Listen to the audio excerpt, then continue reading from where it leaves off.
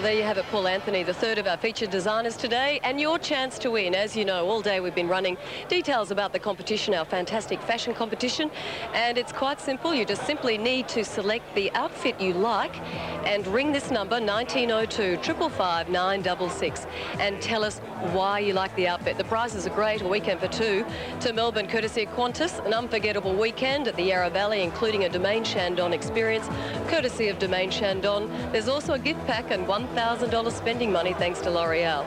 So as I said, keep watching for any more details. I've basically given them all to you, so I really should be saying keep ringing. Keep ringing. You do have a chance to win a great prize.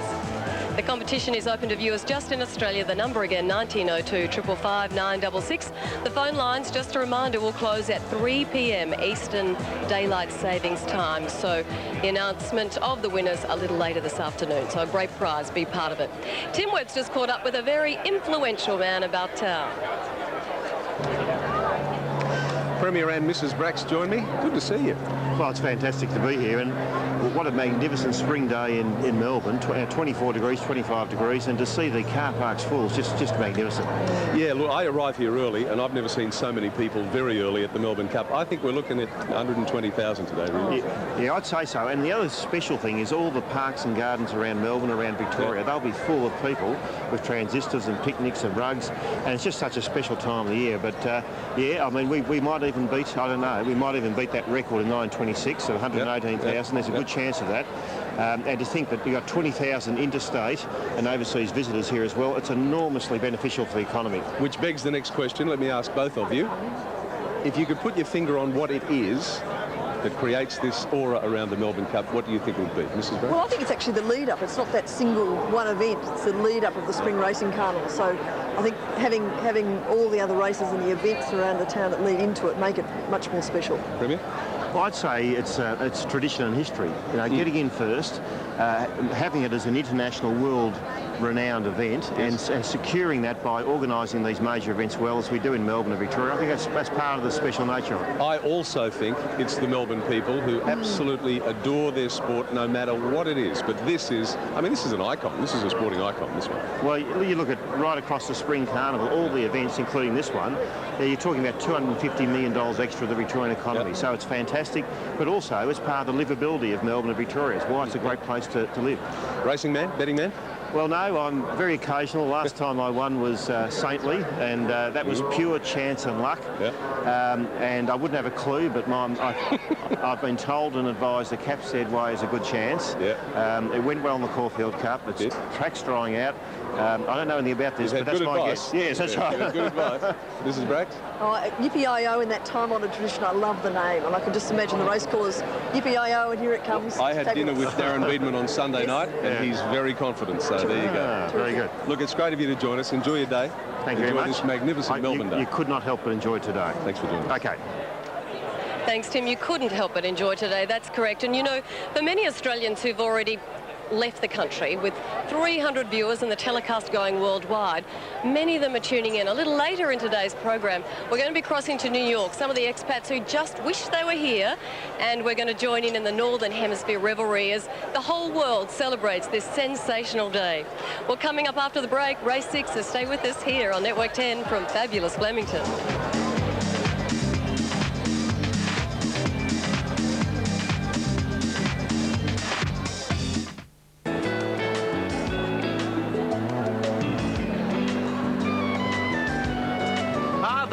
Of Melbourne and the magic of the marquees. Look at this beautiful thing. It is the L'Oreal powder room, and in we go. By the way, this is Sally, who's on my arm for hopefully today, tomorrow, the next day, the day after, and for some time. In we go. Now, this is fantastic. The touch-up tent, or the powder room, Nancy. What goes on here? Well, this is basically an area for all racegoers to actually touch up throughout the day. So throughout the day they come in here and we have a vast array of all our fabulous L'Oreal Paris lipsticks, which they can apply. And we also have in this corner our mini manicures whereby racegoers can come in and we give them a touch-up with all the various colours. So the ladies that get a little tight and emotional, the nails come off and the lippy isn't quite happening, you can come in here and be brand new. Definitely, and there's also even an avenue for them to touch up their hats throughout the day. And as you can see, the hottest colours Hot Pink. I'm very, very pleased. Look at that tie. That's the one. And Sal, you're lucky. Hot Pink's in, darling. By the way, I think that's enough of the camera because things are going to get closer, Perth. I can't help but laugh, I'm sorry. The mischief maker in his element, not in the makeup tent, but surrounded by lots of lovely ladies, well, maybe so. Well, race 6 is up next. Hi, Peter and Jenny in the mounting yard. Got all the details for us. Yes, Sandra, and I think that's the last we've seen of Tim Bailey today, and the first that we're going to see of the horses here in race 6, the Schweppes 1000. So let's have a look at them, Jen. Starting off with your pick in the race, Sound the Alarm, which looked particularly well. He looked terrific, didn't he? He's coming back to the 1,000 metres, Peter, and I do think that'll suit him a lot better. Continuing to race with the blinkers off, and he's a very strong chance in this race, and he's very good odds too. Patrick Payne takes the ride for Richard Otto, who recently lost the Warrior, that handy stayer, unfortunately. Number 2, Century Kid. Glenn Boss, the rider for Graham Rogerson here at Flemington. He got taken on over the 1,400 metres at Caulfield last start. He's back to the 1,000 metres here. That's a little worry, but I suppose if you go on his Randwick run over the 1,200 metres, you could probably throw him in for a trifecta. Out of the Matthew Allerton stable, number 3, Lord Dame, with Jimmy Cassidy aboard. He's a real little bulldog in build, this fella. He looked terrific too. He was scratched from Saturday because of the wet track there, but a very easy winner at Werribee, and he's got to come into the race with a chance. Remember, he did run 4th in the Blue Diamond. 5 Top Slices drawn over near the far side rail, the flat rail. Darren Beedman, the rider for Steve Engelbrecht. Had no luck at all at Canterbury 2 starts ago, and at Moonee Valley he sat box seated there, and he was just too strong. He probably had the fitness edge there, but I think he's probably beatable here today. I'll give him a place chance. Speaking of good lookers, Jennifer, number 6 Regal Shot is a striking individual. Michael Barlow, the rider for Brendan McCarthy. A big strong cold, isn't he? Yeah. He's certainly fitter coming into this race. He led and he just knocked up a little bit towards the end at Moonee Valley, and I think on the looks there today he's probably a chance. Terry O'Sullivan is the trainer of number 7 Freedom Funds, and Damien Oliver takes the sit, and this will come down the grandstand rail. Hasn't raced since the 29th of July, this horse, but he is a very nice horse and he tries hard, so it's hard to knock his form, and he's got Damien on board. Well, David Hall's been following me around all over the place, and he might be following me again, or am I following him? He trains number 8 Smites' Trish, and Brett Preble takes the ride, and I might be seeing him once more. Yes, one of the fillies in this race. I thought it was a fairly weak effort at Caulfield last start with the blinkers, but I must admit, I probably prefer to see her in something just a little bit easier. She does go fast, so she's going to be there for quite some time, though. But as you said, David Hall's on fire. And what about the Danehill filly, Jen? Number 15, Secret Hayes. Stephen Baster, the rider for Peter Hayes. Another horse resuming here.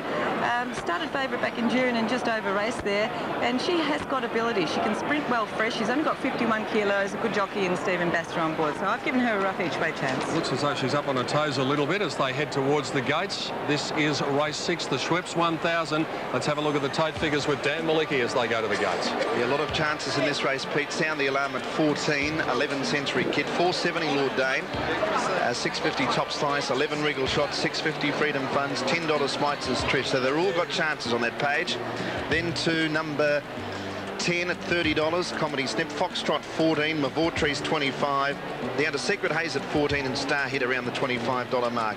So hardly a rank outsider in the race there, Tim. Ours is the Bolter on the tote at around the 45 to 1 mark. Good money for 3 horses in this one, Dan Malecki. Sound the Alarm is shortened 4 points, much shorter in the ring than it is on the tote. The favourite is Lord Dane, been plenty of money for it, and I can tell you in the last 15 minutes, Foxtrot has been the best back runner, number 11, about 5 points shorter in the ring than it is on the tote, but Lord Dane will jump the favourite. We might see if we can pick him up at the gates. Foxtrot, there are the selections. Sound the Alarm from Jen, one of the ones they've tried.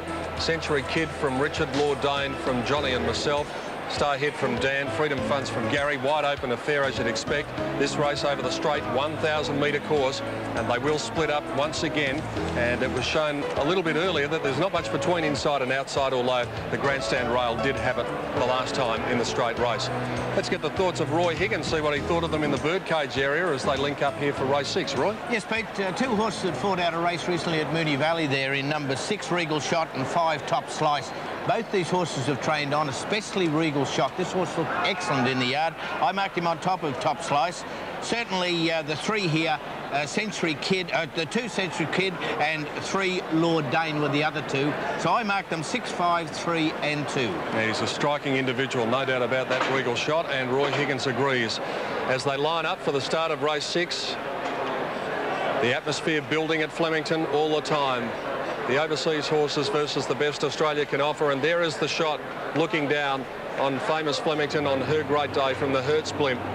Smooth sailing up there today, hardly a cloud in the sky, just a zephyr of a breeze. It's a beautiful day. We couldn't have ordered a better day for the great race, the Foster's Melbourne Cup. Well, as we take you through the win and place totes on all of the TABs, Super Tab, New South Wales and Queensland, Gary Willits will check in with you and see what impressed you on the way to the gates. Well, certainly the 5 and the 6, Peter, they look beautiful. Top Slice and Regal Shot, and I'm not going to envy Danny's job here because they will split up and there's a lot of speed on the outside, and Regal Shot, Top Slice, they'll show a bit of speed on the inside, so they will split up. There's Lord Dane. He's a beautiful looking horse and he's been gelded, and he did win. They took him to Werribee to get that winning feeling in him, I think, and he did the job for them. Still one to come in. And that would be Regal Shot, I presume. Just behind the gates there would be the one away from the line. Yes, he's just digging his toes in. These boys are going to have to get in close because, as you can see, he just doesn't want to sort of get anywhere near the stalls at the moment. And the secret is they've got to get their hands behind and get in real close. If they get away from him, then they can get kicked. He goes up to the gates. He seemed to go up a bit better this time. Yes. Where do you reckon they'll split here for sure? I think for sure, yeah. The bulk perhaps down the grandstand rail. Now they're just about set to go. Race 6 over the 1,000 metres.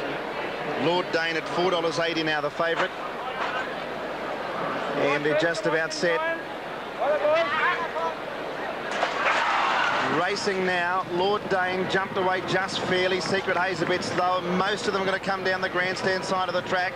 In fact, there's only going to be 4 horses over on the flat side of the track.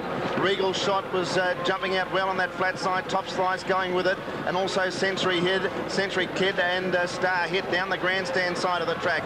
And they're stretched across there. Mavourtrice with brilliant speed goes across from Comedy Snip. Foxtrot just in behind them. Sound the Alarm, Freedom Funds, and then Smites' Trish, who's just off the speed about 4 lengths back. Lord Dane is starting to run into it, and they were followed by Scarlet Crest, and back behind those Secret Haze, and back in last place was ours on the flat side. Century Kid under the whip, Regal Shot, Top Slice and Star Hit down the grandstand side. It's Mavourtrice over 2 lengths in front of Lord Dane, starting to work home, but Mavourtrice is a clear leader with 100 to go from Smites' Trish, but it's Mavourtrice going strongly, and up against the outside rail, it's Mavourtrice comfortably. Mavourtrice the winner from Smites' Trish and Lord Dane. Then ours, Freedom Funds. Behind those was Secret Haze, Scarlet Crest. Then on the flat side, Century Kid, Star Hit. Then came Top Slice, Regal Shot. Comedy Snip down the grandstand with Freedom Funds. Foxtrot dropped out of it, so too did Sound the Alarm. Well, jumped to the outside, got on that outside rail and just breezed along in front, and nothing else got near it, Dan. No, Gauchi, he pinged out, and when you have a look at the start of the race, his mind was made up to go straight to the outside and use brilliant speed to get there, the Gouch, and in front, it's proven a few times in the last couple of weeks, when he's in front, the Gouch, he's very hard to run down, and the race was won at this point. He had too big a break on them. There's a 200-metre mark, and he's just got him right on the outside rail, got beautiful balance, Darren Gauchi, and this horse just blitzed them, really. One's on the inside, got a bit closer as they got near the line, but as you can see here, no danger at all. Smites' Trish getting out of the pack to run on quite strongly, but it was a pretty big wing. John Simons prepares Mavourtrice. This horse only had 4 starts, made his debut on this day last year. Here's Mark. Yes, thank you very much, Dan. Kate is one of the proud owners. How did you feel during that? Oh, absolutely awesome. He just ran beautifully, and we are so proud of him. He's beautiful. And what's your name, sir? Bernard. Congratulations, Bernard. How did you feel? Oh, wonderful. Magnificent ride by Darren. Terrific. And what's it like to own a horse who wins a race on Foster's Melbourne Cup Day? Absolutely sensational. There is no better feeling. Congratulations, everyone. Peter, some very happy owners up here again. Yeah, they should be too, especially when you get a winner on Melbourne Cup Day, Mark, and John Simons is the trainer. John, you're as happy as the owners, no doubt. You got a bit of lipstick on there. Yeah, no, sensational. The winner won Cup Day. You obviously made a beeline for the outside. Gouch jumped well and just wanted to be hard up on the outside rail. It's just a brilliant ride by Darren. That's why he was aboard, and he made all the decisions to make out there. Good rider in front, isn't he? Even in the sprint races, which are get out and go, but he's still pretty good. Super action. I've chasing to ride the horse for about 3 weeks, so I had to do a lot of fast talking to get him, but we got him, and it's all worked for the best. What are the plans from now on in? Well, we'll just see. We'll just see how he pulls up. There is a race on Sandown Cup Day. We might go to that, or we might even have a little bit of a break. We'll just see what happens. Lightly raced. He hasn't had too much racing, I think. How many starts today? That's his fourth start today. Yeah. All right, well, good luck if you go to Sandown, but I'm sure there's plenty more wins in store the way he's gone today. Well done, John. Thanks a lot. John Simon's the winning trainer. Here is the winning rider, Darren Gauci, the man copping all the plaudits. Pass on our congratulations, Letzi. Yes, and I just said to Darren, Mavor Trees, how would you be striking him 2 starts ago, Pete, in a maiden at Echuca? And Darren, it was pretty impressive today, wasn't it? Oh, it was a very good win, John. Jumped, showed a lot of speed, let the field up, and was always going to be hard to beat. And won nicely. Darren, did you expect him to show that pace in that field? Not really, John. I looked at the race, prior to the race, I thought it was a lot of speed. I actually just let the horse do what he wanted to do. And he hit the ground, he was running, so I wasn't going to stop him. It's only 1,000 metres.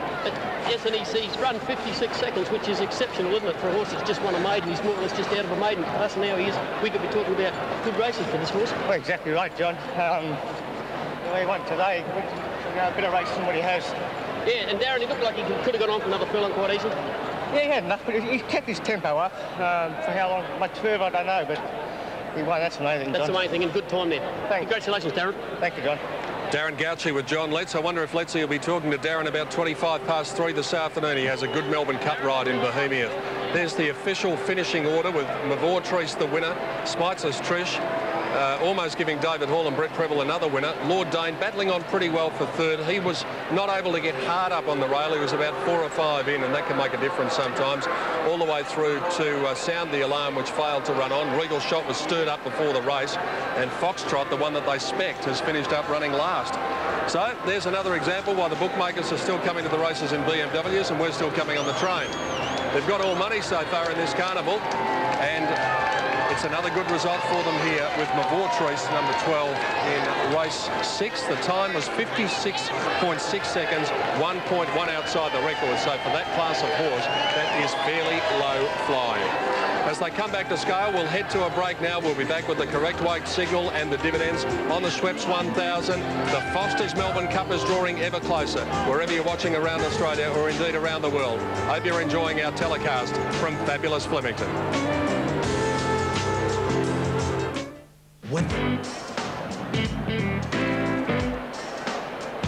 Part of the massive crowd here at Flemington Racecourse on the occasion of the Foster's Melbourne Cup for the year 2000. It's getting closer, and so is the correct weight signal after race 6, the Schweppes 1000. Bookies will be hoping for correct weight because they are taking all monies in this carnival so far. They had a huge day on Derby Day, another one today. Correct weight? Weight's there. So let's hope that all changes, especially when the big one comes around and the favourite backers can get back into it. Or if you like a roughie, well, hopefully the trend can continue. Let's check out the totes all around Australia on race 6 with Dan Malicki. Mavor Trees, Pete, $29 and $7.80. A bit better in New South Wales, $36.90. $3.60 the place dividend for Smiceless Trish. Lord Dane, $1.90. Quinella paid $124.60. The trifecta, $1,083.60. The running double, $118.20. So the numbers there, 12, 8 and 3. And another one of very good value, Mavor Trees. I think probably confused them a bit, that race, Tim. Yeah, certainly did. I mean, they didn't know which way they were going to go, but coming down the outside again has proved successful. Great ride, Darren Gauci, and the bookmakers, again, are smiling, and the punters are starting to find it very hard to get a winner, and they're running out of money even before the Cup with 2 races to go. Bell Ball will open up favourite in the Great Western in this race, number 2. It's been kept very tight. It's about 5-2 on the tote and a similar price here in the ring. A Cup update for you. 5-1 Carpstad Way, 6-1 Diatribe, 7-1 Freemason. Money for Far Cry. He's been the best back of the overseas campaigners. Good money for Far Cry.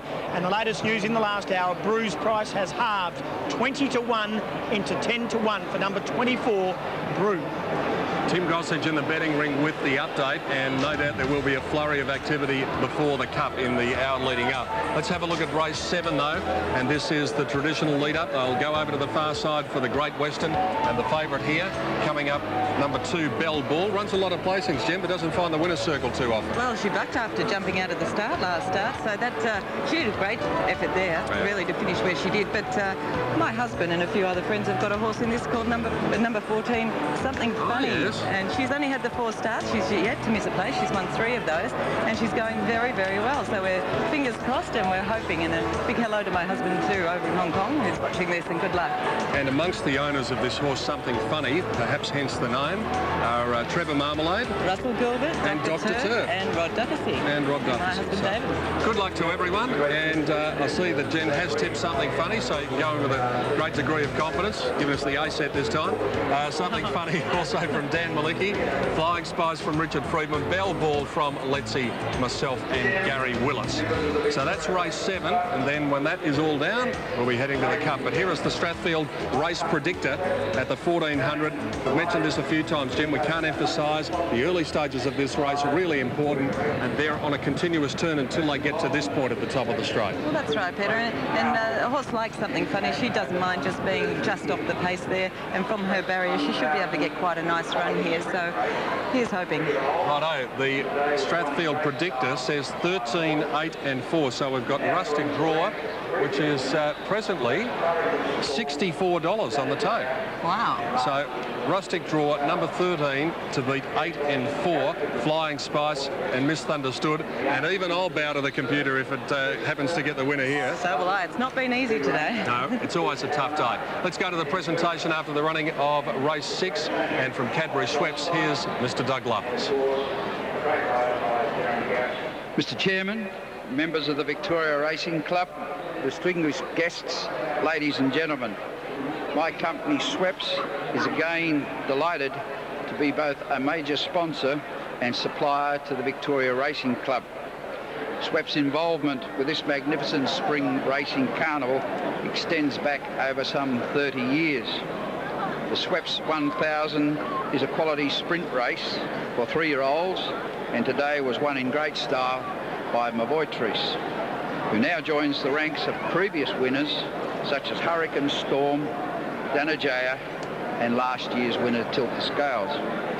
Our congratulations go to Mavoitrice and to the owners, Mr. and Mrs. Stern, P. Stern, I. Sutherland, P. Rayner, B. Kavanagh, and M. Hooper, and to a great training effort by John Simons, and of course a great ride by Darren Gauchi. So it's with great pleasure that I present the SEPS 1000 trophy to Mr. Ian Sutherland, representing the winning owners. Congratulations. Schweppes, wonderful supporters of racing and indeed sport here in Australia, and we thank them for their support here at Flemington. Well, we're getting closer, just the one to go. It is the Great Western. It's always the lead up. You know the Cup's getting close. The Great Western's getting close. It's just 25 minutes away. Sandra Sully, Channel 10 Marquee, the atmosphere is building. It's electric, Peter. You know, as you say, time's ticking away and we're drawing ever so near to the big race. And all the celebrities are sort of flocking to the main marquees, making sure they've got a good vantage point if they can't get trackside. Nova Paris Nebo, not a stranger to most of us in Australia, let alone the world. Wonderful to have you with us here today, and this is your second Cup. Second Melbourne Cup, and last year I had an absolute ball and was going to miss it for the world this time. Now you're adorned, I know you're an art lover, but you're adorned with some beautiful artwork, $50,000. I know you have a bodyguard for that gold medal, but you probably got 1 or 2 today, have you? I have, yes. Aureus diamonds from BHP, they're worth $50,000, so I'm not being let out of anyone's side at the moment, but having a really good day and wearing some beautiful jewellery. Now you've got a tip for the big race because it's not far away. I like Freemason and Diatribe, the 2 Cassidy brothers, so yeah, I'm going to put my money on those 2. Well, you won't be alone, and tell us what's in store for you these days. I know you're working on quite a bit of artwork and you're sharing your time between Melbourne and Darwin. Yep. Moving down here permanently in the next 3 weeks, and looking forward to next year. I start training back on the track next week, so I've had a good break, but looking forward to getting back to training. Well, you're a love local gal, not just here in Victoria, but of course Australia-wide. So we wish you the best of luck. Happy punting today. Many of us are going to put a little bit on Yippee-I-O, so we hope we all win. But more importantly, you have a wonderful day, and thanks for taking some time out to share it with us. Thank you. Be good and be careful with those diamonds. I think you'll have a few followers. Tim, it's over to you. Sandra, thank you, and let me give you a bit of advice, Sandra, too. Don't even attempt to come over here. I don't know how many people there are here, but it's got to be close to 120,000. It is jam-packed, and they're all having a ball. I'll take the tip. Okay. Don't worry. All right. Talk to you later. Okay. Now, reminder of the Honda competition. Gee, this is a terrific one for you viewers at home. Unfortunately, only open to our viewers in Australia. There it is, beaut little Honda Civic 5-door hatch. Great little car, a lot of new innovations in the car, apparently, and that's just for you. And there it is. Isn't it a beauty? Honda Civic 5-door hatch. A lot of passenger safety in the Honda, reputation for engineering. It really is just a terrific prize. Now, here's what we want you to do. We've actually made it easier than it was. We want you to tell us which was the last international horse to win the Melbourne Cup. Was it Belldale Ball, Vintage Crop, or Far Lap? Hello. Belldale Ball, Vintage Crop, or Far Lap. That's very easy. I'm not going to give you any clues, but it's very easy. Now, here's the number we want you to call. 1902 555 665, 1902 555 665, and follow the prompts when you get there. We're going to see that number. There it is there. Enter as many times as you like. Be watching our coverage on Emirates Stakes Day this Saturday when the winner will be announced. Get on the phone as often as you can, and all the very best of luck. Now, we're going to fire up our satellite and head to New York City. In New York City, we've got the American-Australian Association. They're having a dinner. Now, I understand the fella who's emceeing the dinner is a former Novocastrian from Newcastle in the Hunter Valley of New South Wales, a fella named Drew DiCavallo. Drew, can you hear me? G'day, Tim. How are you, mate? It's an incredible night over here. We've got about 300, yes. We must have met. If you're from Newcastle, in the 70s I was on the radio for years, we must have met somewhere, pub, club, somewhere. I think so, mate. Maybe up at the Merrier of the Beaches Hotel. Absolutely. That is a walk-up start. I tell you what, it's an incredible time over here. We've got about 300 Aussies. Yesterday, it was the New York Marathon, 3 million people on the street. But tonight, we've got 300 Aussies and Americans here to celebrate the Melbourne Cup. Probably the greatest day of racing. Here with me, I've got Australian Consul General in New York, Michael Bowen. Well, you know, funny enough, in America, they seem to think the first Tuesday in November is important for something different altogether, presidential elections. But we know the real thing is the Melbourne Cup. Yeah, it's very authentic. It's very authentic. It's very Australian. Have you got any bets for us? Well, I think I'll back Yippee-Yi-Yo, but at my age, I'm very attracted to a second coming. How about tomorrow? Any bets for tomorrow?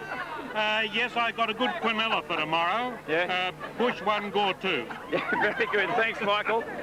It wouldn't be New York unless we had a real New Yorker as well. Over here is the inspiration for the original Kramer on the Seinfeld series, Kenny Kramer. Thrilled to be here on Channel 10, Australia's official Seinfeld station. Listen, Kenny, I've been here for 13 years. I've never been in an apartment that doesn't lock their doors. Is that true? No, we kept our doors open. Of course, we had firearms, but we kept the doors open. And now you're doing some tours over here for Australians when they come over, of course. We have Kramer's reality tour every weekend in New York, going on for 5 years. Any Aussies that love Seinfeld, if you're coming to New York, this is a lot of fun. There you go. Bit of a free plug there. Thanks very much, Kenny. We'll see you in Australia soon. Be a thrill. Now, we've also got all these incredible Aussies who have made an incredible time, and Tim, we've got like girls over here from Perth, from all over the place. Where are you from, darling? Yeah. Sydney. Now, and what's your name? Lisa. Lisa, great hat. How about you, darling? Monica from Melbourne. And? Penny from Perth. And here's one from Sydney who flew in last night. Caroline from Sydney. Hi, everyone in Sydney. I'm missing you all. Sarah, Susie. Tim, do you know any of these ladies?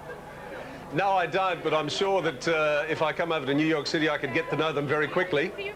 They're throwing phone numbers at you, mate. They've seen you on the